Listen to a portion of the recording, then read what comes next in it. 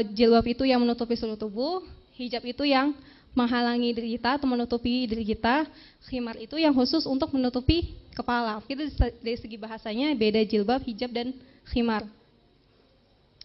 Ya, jadi manfaat hijab itu ternyata banyak banget ya teman-teman gitu. Jadi Allah itu nggak mungkin menurunkan perintah, ya kan, buat ngebebanin kita. Semua pasti ada manfaatnya, ya kan? Jadi kalau kita desek-desekan di bis atau di kereta atau di busway gitu kan, pasti nggak tahan banget gitu. Tapi ternyata banyak manfaatnya yang bisa kita ambil ketika kita berhijab. Ketika kita sudah mengaku beriman, apakah cukup itu dalam hati? Saya mengatakan dalam hati, oh saya beriman kepada Allah SWT. Cukup? Enggak cukup. Harusnya bagaimana?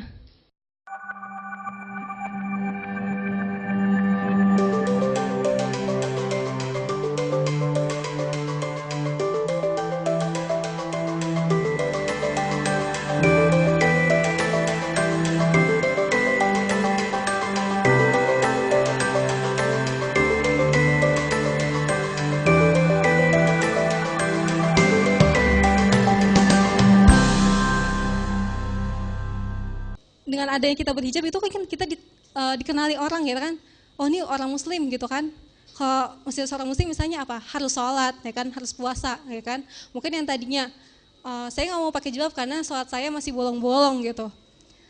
Justru kalau misalnya kita nunggu terus sampai kita sempurna ibadahnya gitu, saya yakin kita nggak akan bisa ya kan. Jadi justru jilbab itu yang memotivasi kita, istilahnya kita sendiri malu gitu kalau kita sudah berhijab tapi kita tidak melaksanakan perintahnya Allah.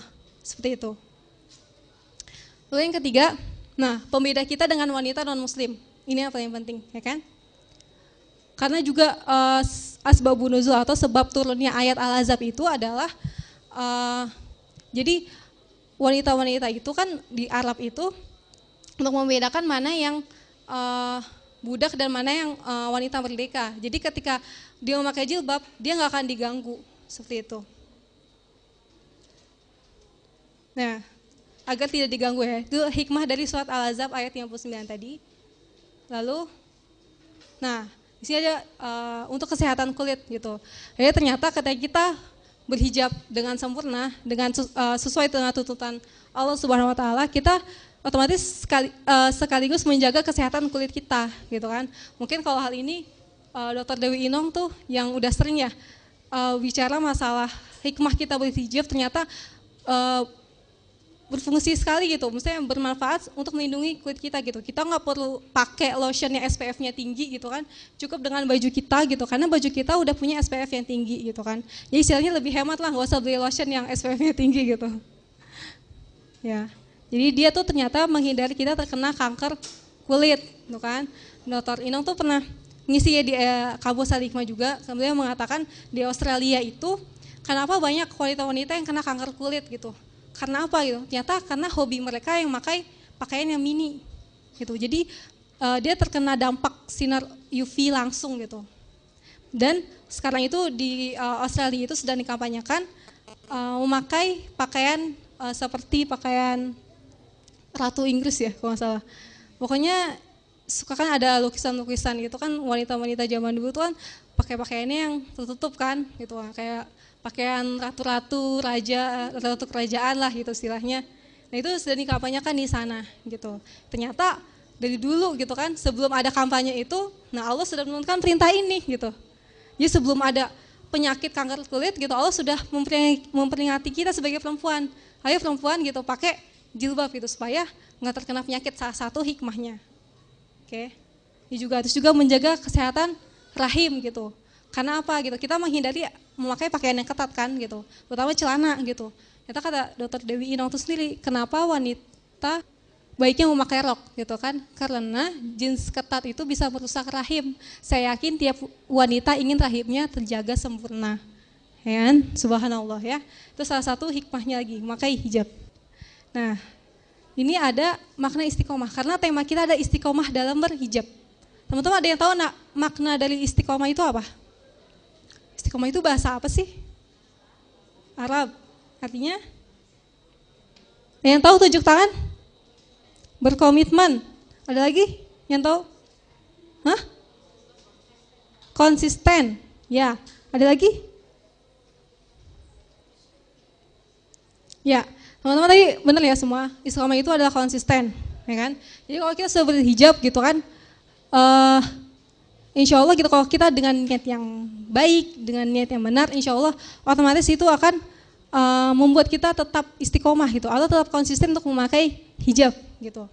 Nah, istiqomah itu apa sih? Ya kan? Di Quran surat Fussilat ayat 30. Innal ladzina qalu rabbunallah tsumma istaqamu tatanazzalu 'alaihimul malaikatu alla takhafu wa la tahzanu wa abshiru bil jannati allati kuntum tu'adun. Jadi ini arti dari istiqomah. Itu ketika orang-orang mengatakan Tuhan kami ialah Allah, kemudian mereka meneguhkan pendirian mereka. Jadi ketika orang sudah mengatakan beriman, ya kan? Pendiriannya itu enggak akan goyah gitu. Seperti Bilal, walaupun dia seorang budak, ya kan? Ketika dia ketahuan beriman lah sama tuannya itu, ketika dia ketahuan beragama Islam gitu kan, langsung disiksa kan, ya kan, ditiban pakai batu yang besar, tapi Bilal tetap mengatakan ahad gitu kan, artinya Allah itu esa gitu. Itu kenapa gitu? Karena dia adalah orang yang istiqomah gitu kan. Apapun keadaannya, mau dia susah, mau dia senang, ya kan, dia akan tetap mengatakan saya beriman gitu. Mau keadaan saya miskin, mau keadaan saya kaya gitu, saya tetap beriman gitu.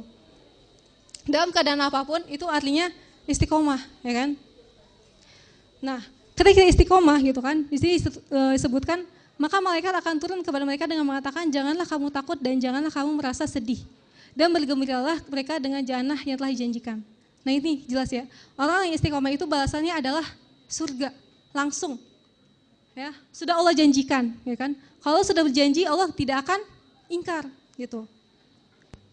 Jadi subhanallah makna istiqomah itu kayak kita dalam keadaan apapun ya, dalam keadaan susah, keadaan senang gitu kan, kita istiqomah dalam agama Islam, ya kan, termasuk istiqomah untuk menjalankan semua perintah dalam agama Islam, itu kan, surga sudah menanti kita, gitu. Sudah terbayang indahnya surga seperti apa? Sudah terbayang? Atau nggak bisa dibayangkan? Sepertinya nggak bisa dibayangkan ya. Kita akan selamanya akan diberi kenikmatan oleh Allah gitu kan. Karena apa? Misalnya kita udah susah di dunia gitu kan, berpanas-panasan pakai jilbab, ya kan? Lagi musim panas lagi. Kalau kita lagi liburan ke Arab Saudi, ya kan? Di gurun gitu. Kita tetap pakai jilbab itu gitu kan. Nah, itu alasannya jannah gitu. Di dunia kita kepanasan, di jannah kita diberi kesejukan gitu kan. Di dunia kita kesusahan, di surga kita diberi kegembiraan, ya kan? Tenang hidup kita, ya kan? Bahkan di surat apa gitu, di tafsir surat apa, puasa di antara juz 29 atau 30. Jadi saking nikmat, saking enaknya di surga itu, kita dalam keadaan apapun, mau minta apapun, itu bakal langsung tersedia. Kita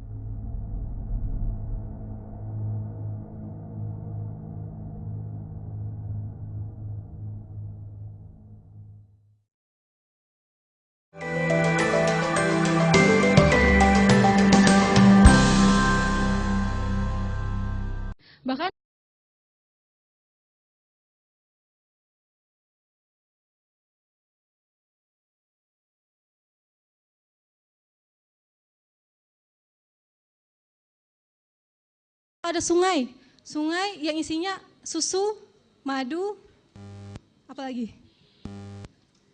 Anharu khalidin. Ya itu. Ada yang di susu, ada yang madu gitu kan. Ada yang ketika kita minum, kita langsung nggak haus lagi gitu kan. Ada yang rasanya sejuk kayak di kulkas gitu. Walaupun di surga nggak ada kulkas, tapi airnya tuh dingin, sejuk gitu kan. Itulah balasan bagi orang-orang yang mau berkorban gitu. Berkorban untuk menjalankan agama Islam. Memang kelihatannya memang sulit gitu menjalankan syariat Islam ya. Menjalankan perintah-perintah Allah gitu. Tapi balasannya itu yang luar biasa. Ya kan, gak akan bisa tergantikan ya kan. Mungkin kalau sekarang kita, ya udah deh nanti aja pakai jilbabnya gitu kan. Kita nggak tahu kapan kita akan meninggal, ya kan? Mungkin ketika kita sudah lagi lalai itu ya kan, Allah mencabut nyawa kita, kita baru menyesal gitu. Ya Allah kenapa saya nggak bersegera memakai jilbab gitu. Ya kan? Beda banget kan neraka sama surga itu. Kalau neraka itu minumannya dari apa? Darah, nanah ya kan? Itu nanah, darah itu dari kulit kita yang terbakar. Nauzubillah min zalik ya. Ketika di surga kita disediain susu, disediain minuman yang sejuk ya kan. Di neraka kita minum minuman dari kulit kita sendiri yang terbakar. Jadi ketika kulit kita terbakar, nanti kulit kita dibalikin lagi seperti semula, dibakar lagi, itu terus menerus. Gitu. Capek kita. Mungkin kita sakitnya di dunia gitu, enggak seberapa dengan sakitnya nanti di neraka. Nauzubillah min zalik ya, gitu. Jadi memang kalau kita sudah punya gambaran seperti itu gitu kan, insya Allah kita akan langsung deh, oke, saya hari ini mau berhijab gitu. Itulah kenapa para sahabat, kenapa mereka sampai seperti Bilal misalnya, disiksa oleh tuannya, ditimpa batu besar. Lalu ketika Nabi Muhammad dibilang gila, ya kan, ketika menyampaikan dakwah, ya kan, dibilang gila, ketika lagi sholat dituang perut unta, ya kan, isi perut unta, ya kan, dilempar di kotoran gitu. Beliau tetap berdakwah gitu, tetap mengatakan, tetap menyebarkan agama Islam. Karena apa? Rasulullah sudah punya gambar tentang surga itu seperti apa, ya kan? Teman-teman bisa membayangkan surga itu seperti apa, neraka itu seperti apa gitu. Teman-teman akan tetap, jadi ada di hati teman-teman tuh, saya nggak mau masuk neraka gitu. Karena apa gitu? Kita sudah punya bayangan gitu, ya. Jadi teman-teman di sini coba. Setelah ini ya mungkin teman-teman bisa baca buku atau baca Al-Quran, tafsirnya. Itu kalau teman-teman baca itu kan subhanallah gambaran tentang surga dan neraka itu sangat jelas. Ya kan? Karena saya sendiri kan ketika belajar tuh tafsir hadis kan di juz akhir itu kan banyak berbicara tentang hari kiamat, tentang surga, tentang neraka gitu kan. Itu ketika saya belajar saya benar-benar ngeri gitu. Ada yang istilahnya kayak dicuci lah gitu. Coba gimana ya caranya? Gimana rasanya dicuci kayak cuci di mesin cuci gitu kan? Gitu. Jadi ketika kita belajar gitu kan, itu kita punya gambaran yang jelas banget gitu. Surga itu seperti apa ya kan? Kita bayang-bayangin tiap hari kan.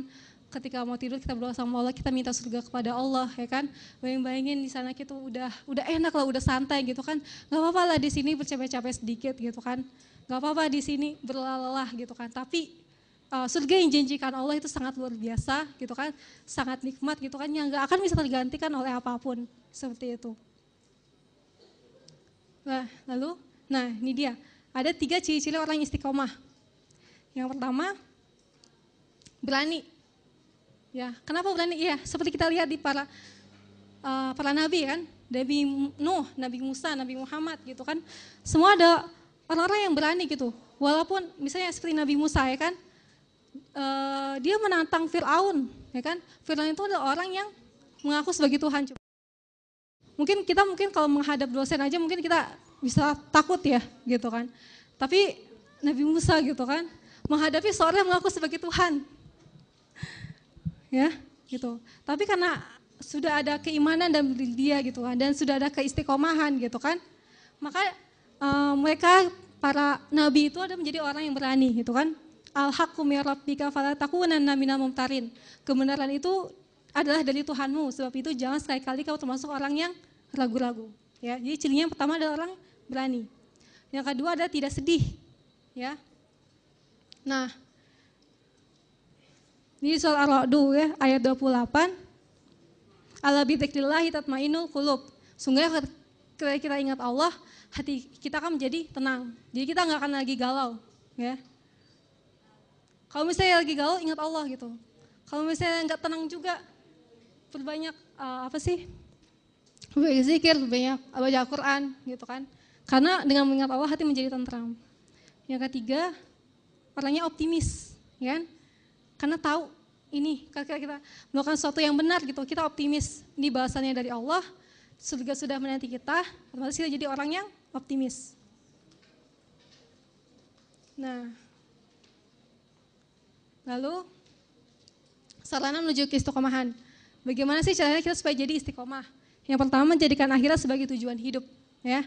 Seperti yang tadi kan, kita punya gambaran yang jelas tentang surga dan neraka, maka itu bisa jadi sarana kita untuk jadi istiqomah. Yang kedua, memperbanyak ilmu dan mencari lingkungan yang baik gitu. Ya, jangan bosan-bosan belajar gitu kan, walaupun sudah tahu, walaupun sudah pernah dengar nih misalnya, tapi kalau kita dengar 2 kali pasti ada ilmu baru yang akan kita dapat.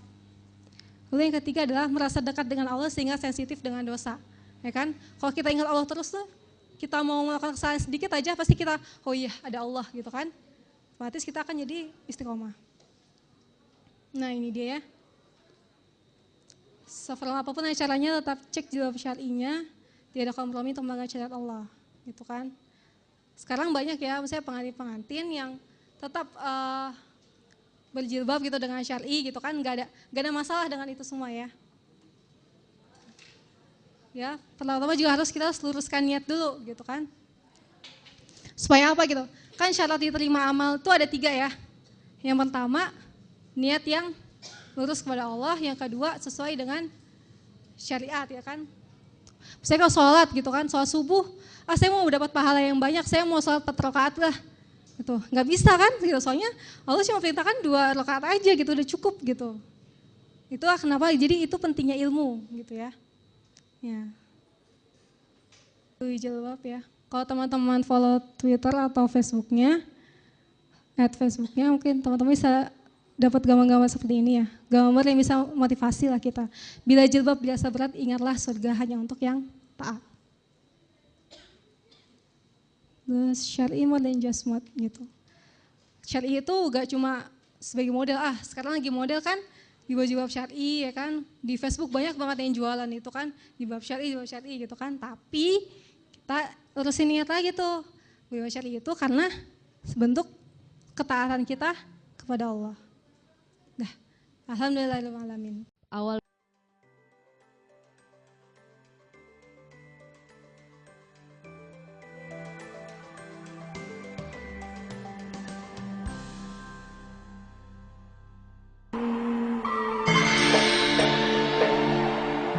Assalamualaikum warahmatullahi wabarakatuh. Saya Felix Xiao.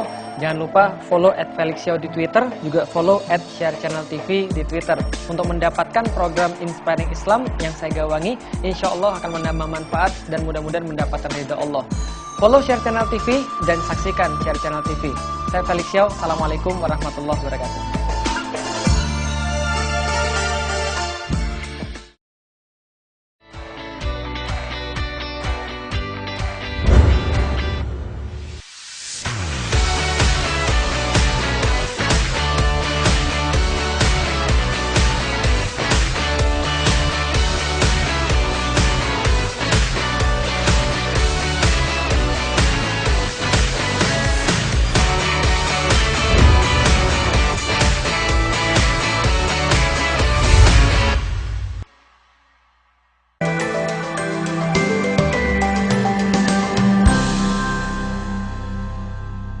menjadi wanita yang lebih soleha.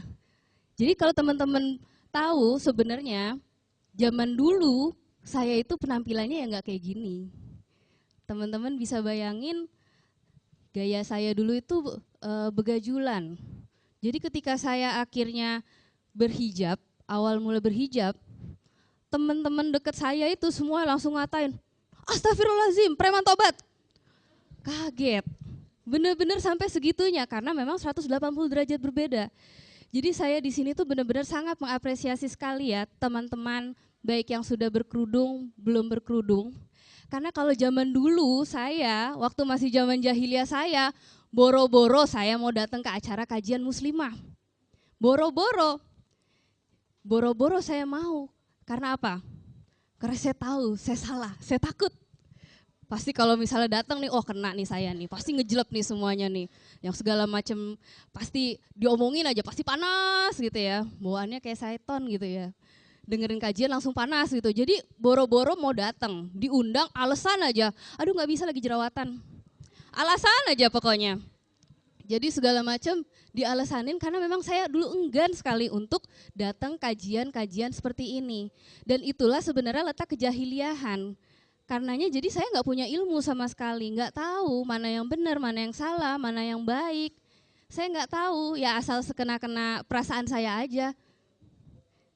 Dan insya Allah ya teman-teman di sini saya sangat sekali mengapresiasi teman-teman yang sudah hadir di sini. Insya Allah niatnya ke sini kita sama-sama luruskan untuk belajar, untuk menggali ilmu, dan semua itu dikarenakan karena Allah. Jadi kita sama-sama niatin ya, semuanya ini memang dalam proses ingin menjadi lebih taat, ingin menjadi lebih solihah, ingin menyempurnakan hijabnya juga, seperti itu.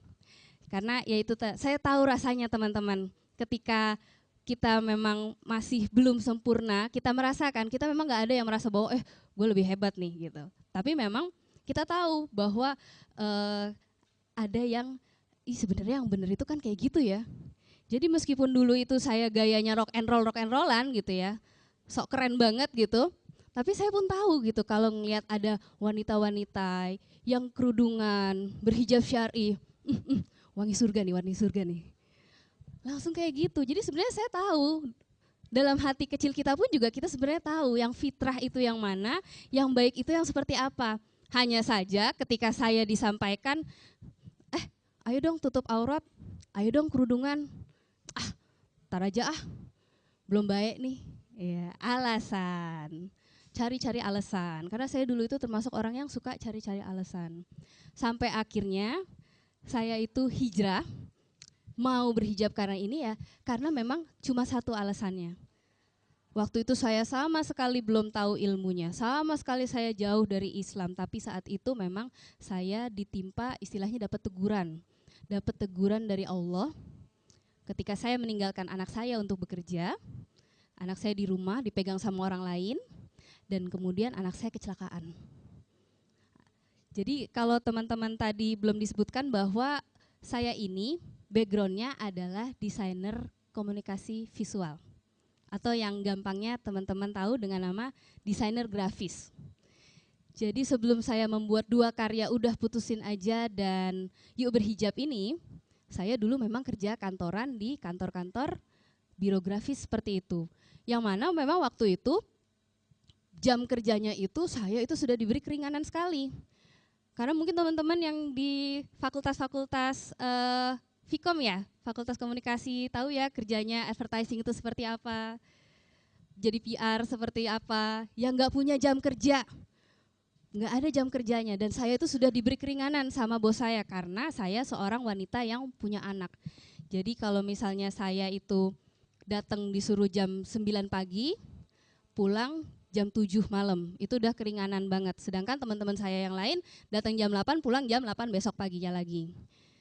Nah, gara-gara itulah akhirnya saya nggak bisa ngurus anak saya. Anak saya kasih ke orang lain dan kecelakaanlah pula. Jadi di saat itu sebenarnya itu adalah momen saya ketika akhirnya saya memutuskan untuk hijrah. Saya yang selama ini selalu menentang, selalu cari-cari alasan untuk menghindar, sampai akhirnya saya sadar ini teguran. Anak saya waktu itu kena air panas dari paha sampai kaki keduanya. Jadi istilahnya kayak luka bakar gitu ya, air panas yang benar-benar baru mendidih, diangkat, dituang ke ember, kena. Kejadian itu membuat saya langsung terbuka matanya. Karena saya pikir gini, ya Allah baru aja ditegur seperti ini, baru kaki doang. Coba kalau misalnya saya mau ngeles lagi, kalau saya masih mau nentang Allah lagi, kira-kira bakalan lebih parah, separah apa? Saya mikirnya gitu, takut ngebayanginnya. Baru kaki doang nih, saya udah luar biasa hancur sekali rasanya. Apalagi kalau misal saya nanti masih mau menentang, saya nggak mau taat, saya nggak mau memperbaiki diri saya, bisa jadi teguran Allah bakalan lebih berat lagi, bakalan lebih keras lagi. Dari situlah saya akhirnya benar-benar ya saya berusaha kembali kepada Allah, berusaha kembali kepada Islam, bertaubat. Dan ya udahlah, memang teman-teman saya itu ngejek-ngejek saya preman taubat, nggak apa-apa. Karena saya punya moto, lebih baik preman taubat daripada mantan jilbab. Ya, karena ya itu tadi menurut pengalaman saya ya lebih baik kita awalnya buruk, jahiliyah, hancur, tapi kemudian pelan-pelan sama-sama bareng-bareng yuk kita memperbaiki diri. Yuk sama-sama kita menjadi muslimah yang taat, yang solihah, yang dirindukan sama surganya Allah. Jadi motivasi saya waktu itu sebenarnya itu, saya pengen baik, saya pengen jadi wanita yang baik. Saya pengen jadi wanita yang baik, dan yang saya tahu pertama kali, yang saya pikirkan, jadi wanita muslimah yang baik itu apa sih? Ya kayaknya sih yang kerudungan itu. Yang dulu saya hindarin itu tuh, ke pengajian, ke kajian, saya hindarin banget. Yang saya goda-godain, wangi surga nih, bau surga nih. Bau masjid nih. Yang dulu saya hindarin itu sebenarnya dalam hati kecil saya tahu bahwa memang itu sebenarnya yang benar. Tapi memang saat itu keterbatasan ilmu saya saat itu ya pokoknya sekedar yang penting berhijab deh, yang penting kerudungan deh, yang penting nutup aurat deh, yang penting. Tadi sudah dijelaskan ya sama Mbak Iza bahwasanya ternyata berhijab itu kan harus yang sesuai dengan tuntutan dari Allah, harus yang syar'i. Jadi akhirnya di situ ada proses lagi memang. Kemudian saya belajar. Awalnya yaitu tadi memang keinginan untuk memperbaiki diri. Jadi digaris bawahi ya kata ini teman-teman bisa garis bawahi memantaskan diri. Memantaskan diri untuk menjadi calon-calon penghuni surga. Saya suka ngeliat juga gitu di jalan-jalan tuh orang yang pakai jilbab itu ya gimana ya, dia juga kayak pacaran di luar umum gitu, kayak pegangan tangan atau kayak gimana gitu. Itu kan yang mikir ini gimana sih kok pakai jilbab kayak gitu itu yang bikin saya kok kerdus gitu.